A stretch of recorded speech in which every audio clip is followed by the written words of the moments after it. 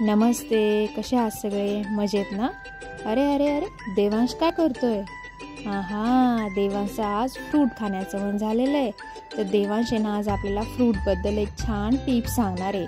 तर त्याआधी तुम्ही जर आमच्या चॅनलला सबस्क्राईब केलं नसेल तर करून घ्या आणि लाईक आणि शेअर करा. चला तर देवांशी आता आपण टिप्स ऐकूया.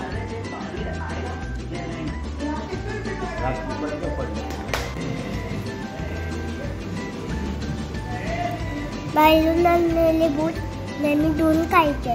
हां, का बरं खायचे फ्रूट धुवून? हां, कारण त्याच्यावर केमिकल मारलेलं राहतं. हां, मग केमिकल मारलेलं राहतं, मग काय होतं मग तसंच खाल्लं तर?